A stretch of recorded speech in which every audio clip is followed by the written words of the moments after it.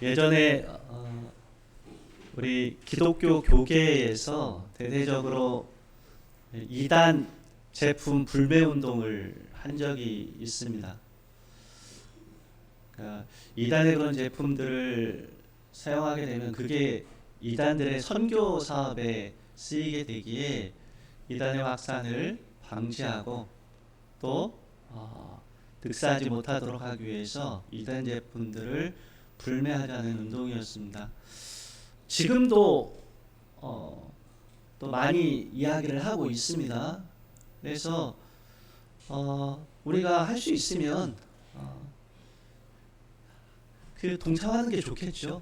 그래서 우리가 일부러 그 이단들의 이 확산을 돕는 데에 그렇게 협력할 필요는 없습니다.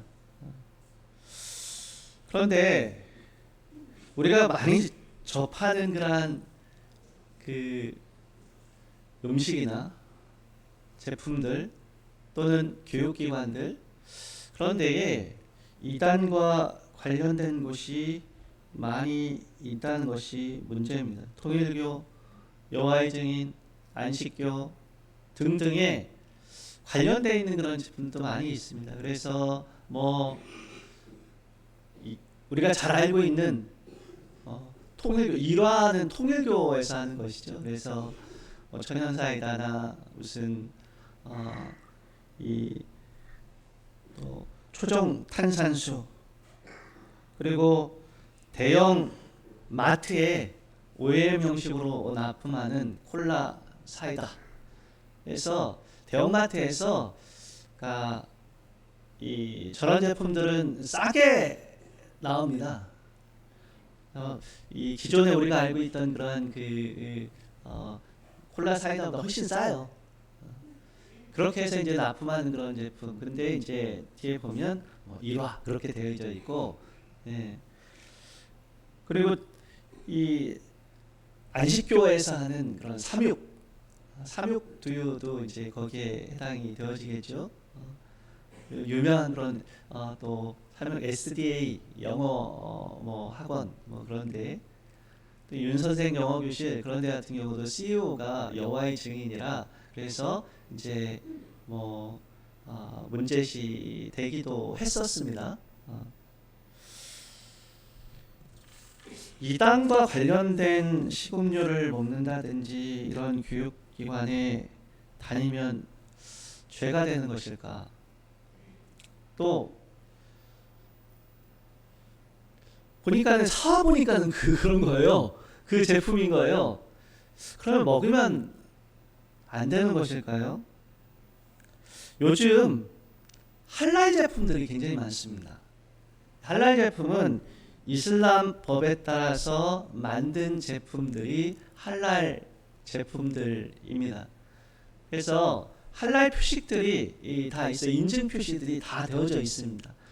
똑같은 그런 제품이라도 예를 들어서 커피 하나를 하더라도 똑같은 그런 브랜드인데 어떤 거는 할랄 표시가 되어져 있고 어떤 거는 할랄 표시가 안 되어 있는 그러한 제품들이 있습니다.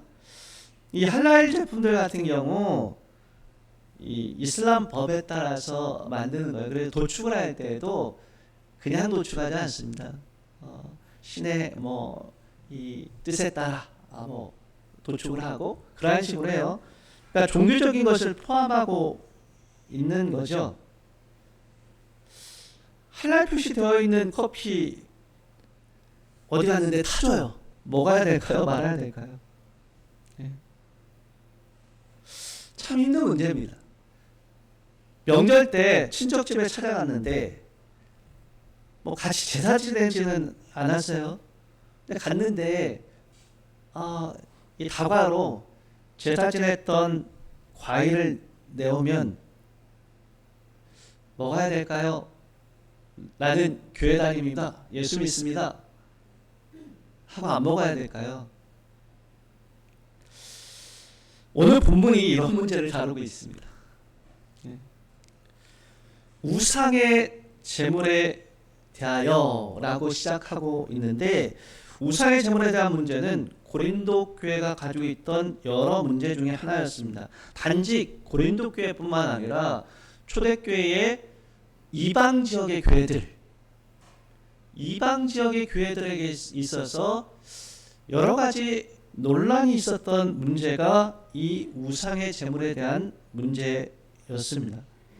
그래서 고린도전서 오늘 본문뿐만 아니라 여러분 로마서 14장에서도 이 문제를 다루고 있고요.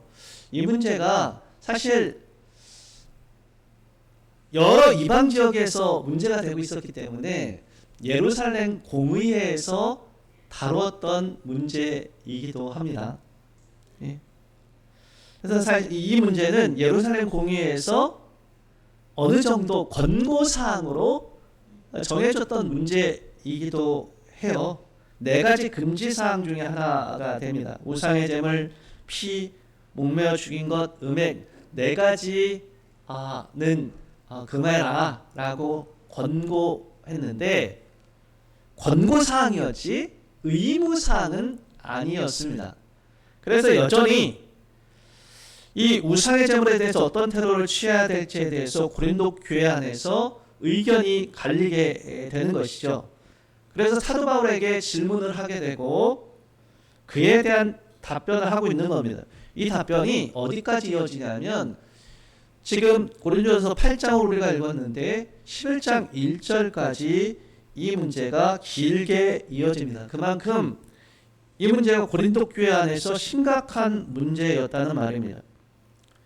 우상의 제물은 우상에게 제사를 드리고 난 다음에 남긴 고기를 이야기를 합니다. 당시 고린도에서는 신전에서 제사를 지내는 것이 가장 중요한 종교 행사이기도 했고요. 동시에 사회적이고 가정적인 행사이기도 했습니다. 당시에 사회와 가정에 중요한 행사가 있을 때 그것을 신전 제사 형식으로 치르게 되는 경우도 많았던 거죠. 근데 그곳에 그리스도인들이 초청되기도 하는 겁니다.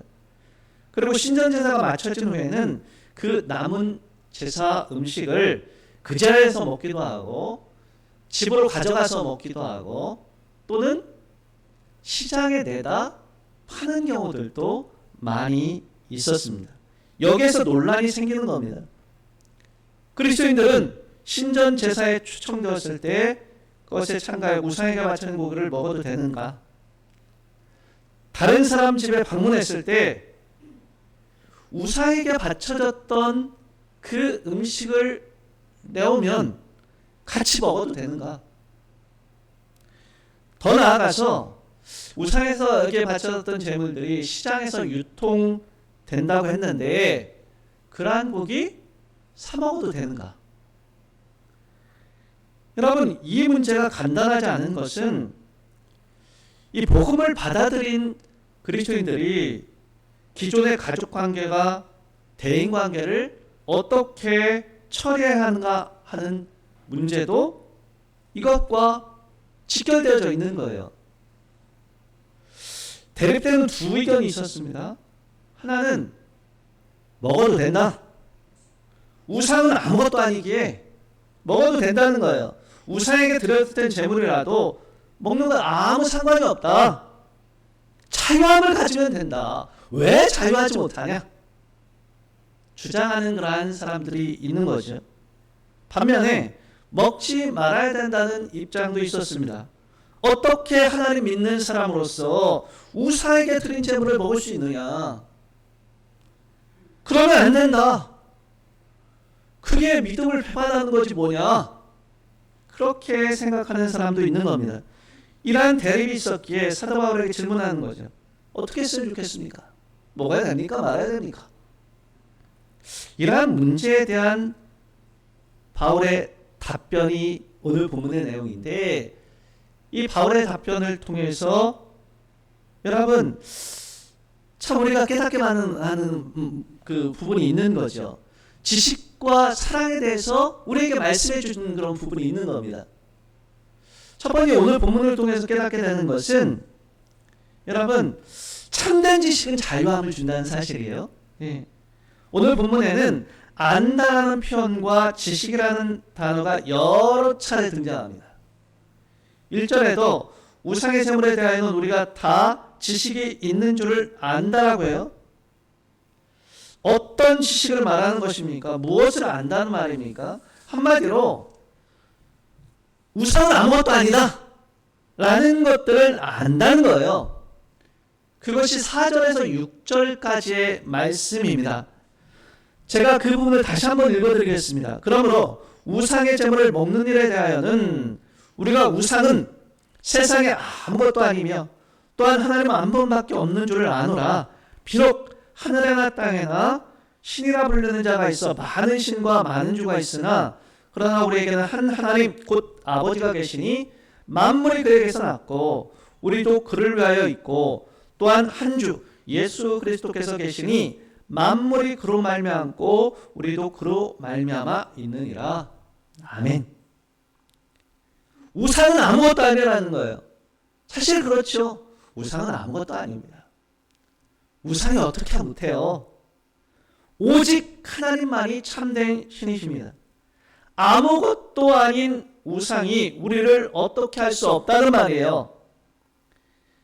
아무것도 아닌 우상이기에 우상에게 바쳐졌던 제물을 먹는다고 해서 그것이 우리를 어떻게 하거나 우리에게 영향을 미치지 않는다는 말이에요. 자유하다는 말입니다. 여러분, 참된 지식은요, 우리를 자유하게 해요. 우리에게 자유를 줍니다.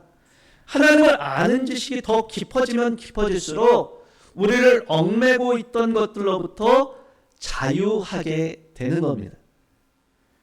우리가 하나님을 아는 지식에 날마다 자라갈 수 있게 되기를 바랍니다. 그러면 우리를 얽매는 그러한 것들로부터 영적 자유를 얻게 될 것입니다.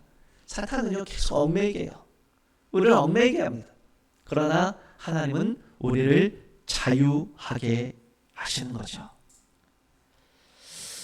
여러분, 그런데 또 한 가지 이 사실을 얘기하고 사도 바울이 이야기하는 것은 사랑 없는 자유는 다른 사람을 시험 들게 할 수 있다는 사실입니다. 참된 지식은 우리에게 자유를 준다고 했습니다. 우리는 자유한 자들이에요. 우리가 얽매이고 있는 것들로부터 자유하게 되어야 됩니다. 그런데 우리의 지식으로 인한 자유, 참된 지식이 주는 그런 자유를 어떻게 사용하느냐의 문제는 또 다른 문제라는 거예요.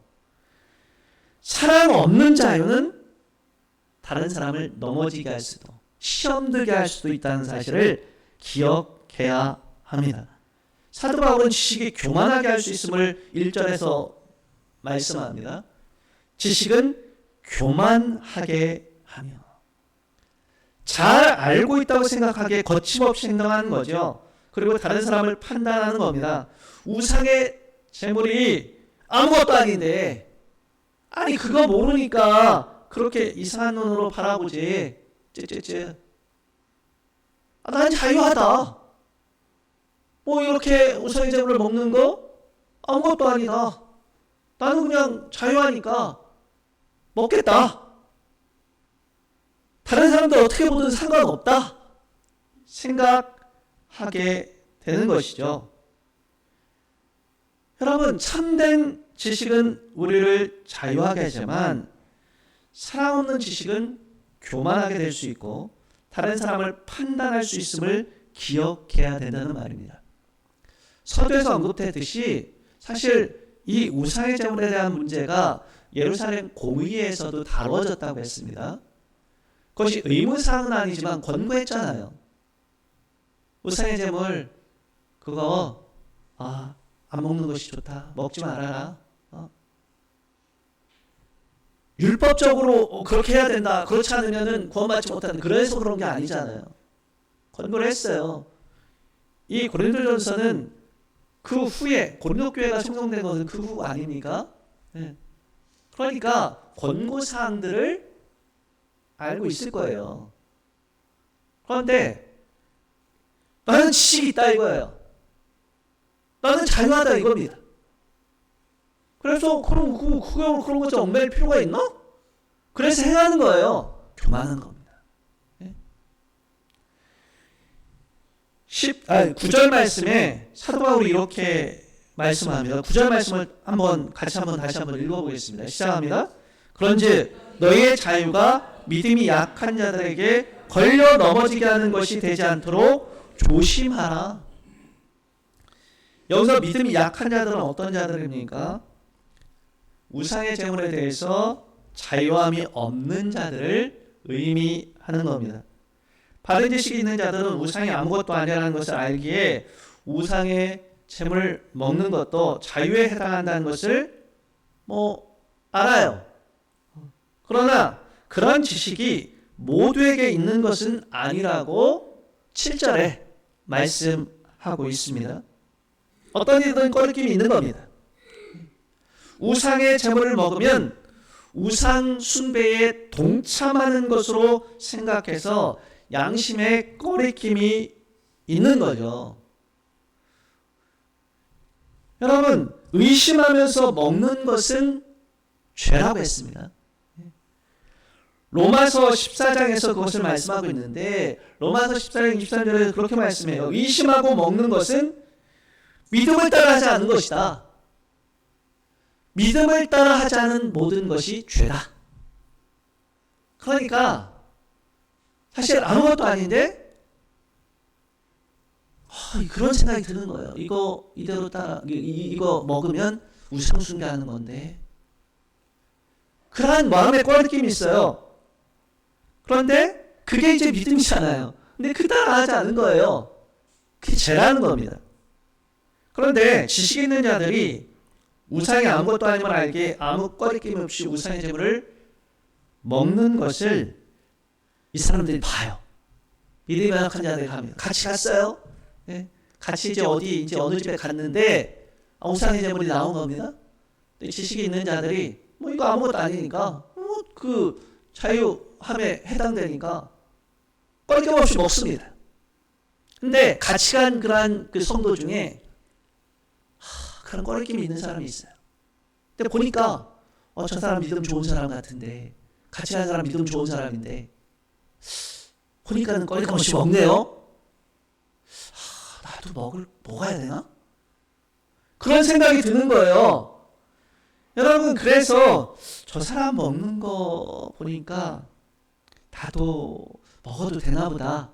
마음의 꺼리낌이 있음에도 불구하고 양심의 꺼리낌이 있음에도 불구하고 그거 따라 먹으면 그 사람으로 죄짓게 하는 것이 된다는 겁니다.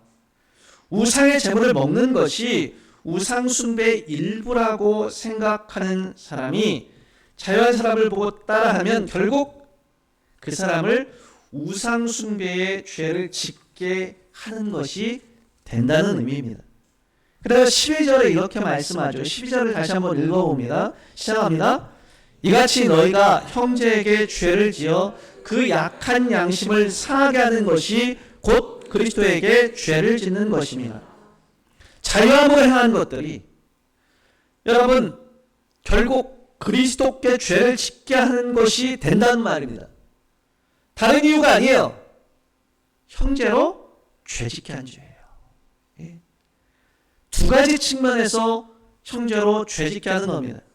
신앙 양심에 따라서 이 양심에 꺼리끼면서도 따라하게 해서 죄 짓게 하는 거고, 또 한편으로는 판단하고 정죄하는 마음을 가지게 해서 죄 짓게 하는 겁니다. 두 가지 측면에서 그래요. 말씀드렸듯이 꺼리끼는데도 저 사람 하니까 나도 해야 되나? 해서 꺼리낌에도 믿음 없이 따라함으로 죄짓게 하는 거고, 또 한편으로는 만약에 제가 가다가 어디 술집에 탁 들어갔어요. 탁 보니까는 소주 한 잔을 탁 하고 있는 거예요. 그거를 가다가 집사님이 봤습니다. 여러분 어떻게 생각하겠습니까?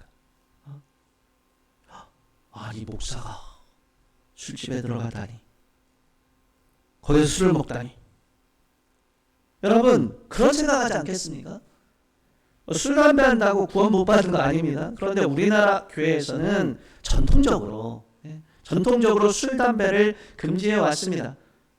목사가 술집에 들어가 술 마시는 것을 보고 아이고 뭐 저래도 되지 그렇게 생각하는 그러한 대한민국 성도 거의 없습니다. 예. 여러분 판단하게 하는 죄를 범하게 하는 거예요. 우리가 가지는 그런 자유, 우리의 자유가 다른 성도들을 시험 들게 할 수 있음을 기억해야 됩니다. 자유함으로 행하는 모든 것이 다른 사람에게 선한 영향력을 주는 것이 아님을 명심할 수 있게 되기를 바랍니다. 그래서 필요한 것이 무엇입니까? 사랑의 배려예요. 예? 사랑의 배려입니다. 사도 바울은 우상의 재물을 먹는 문제에 대해 지식으로 풀 수 있는 문제가 아니다. 이것은 사랑으로 풀어야 된다 말하고 있는 겁니다. 지식은 교만하게 하며 사랑은 덕을 세운다고 1절에 말씀했는데 여러분 지식이 나쁜 게 아니잖아요. 지식 좋은 겁니다. 바른 지식은 자유를 가져다 준다고 했습니다. 그러나 사랑 없는 지식은 아무것도 아니에요. 지식이 교만하게 한다는 것은 하나님을 경외하지 않고 형제들을 사랑하지 않는 지식이 자신을 교만하게 한다는 의미입니다. 여러분 사랑이 중심이 되어야 된다는 말이에요.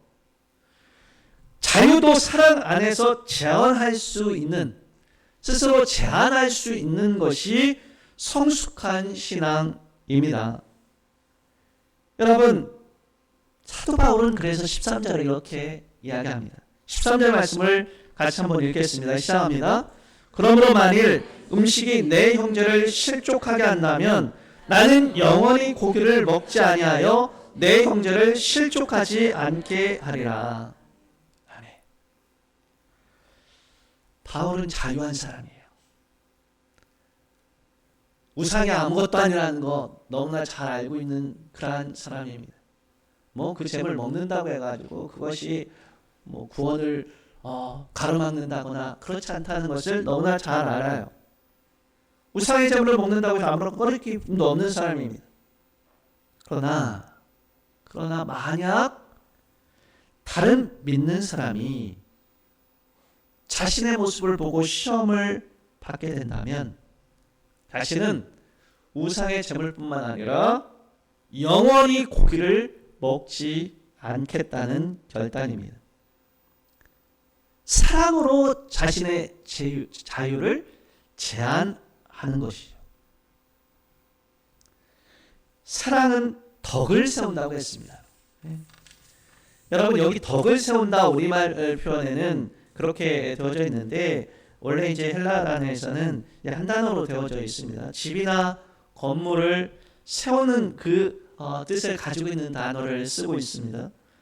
다시 말해서 여러분 사랑이 사람을 향상시키고 세우고 자라게 한다는 말이에요. 예. 왜 자유하지 못하냐? 뭐 나는 자유한데 이거 할 수 있다. 저 사람 믿음 없어서 그렇다. 그렇게 해서 그 사람을 자라게 하는 것이 아니라 사랑이 여러분 다른 지체들을 함께 자라게 한다는 말이에요. 우리는 어떻습니까? 사랑으로 덕을 세우고 있습니까? 다른 사람의 믿음을 더 견고하게 세워주는 그러한 사람입니까? 우리가 사랑으로 세워주는 그러한 성도가 될 수 있기를 주님의 이름으로 축복합니다. 다른 사람의 믿음을 자라나게 하고 세워주도록 해야 되는 거죠. 그러기 위해서 자기 제한을 할 필요도 있는 겁니다. 자기 자신의 믿음뿐만 아니라 다른 사람의 믿음을 세워주기 위해서 자기 제한을 하는 것이죠. 할 수 있는 것도 때론 하지 않고 내가 굳이 안 해도 되는 그러한 것도 다른 사람을 세워주기 위해서 하는 겁니다. 이것이 믿음의 덕을 세워주는 것이고 영적 배려인 겁니다. 우리가 영적 배려심을 가질 수 있게 되기를 바랍니다. 무엇을 하지 않는 것도 영적 배려요. 무엇을 하는 것도 여러분 배려일 수 있습니다. 우리가 사랑의 배려를 실천한다면 우리를 통해서 여러분 또 다른 사람들이 주 안에서 성장하는, 그래서 함께 세워져가는 그러한 기쁨을 누리게 될 줄로 믿습니다.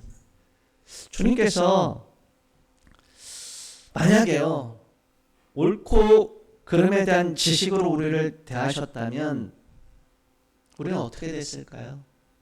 네. 우리는 죄인이고 죄인이 심판을 받는 것이 하나님의 공의입니다. 그 지식 안에서 우리를 판단하셨다면 구원받을 사람 아무도 없습니다. 그런데 우리 주님께서 죄인을 구원하시는 난제를 무엇으로 푸셨습니까? 사랑으로 푸셨습니다.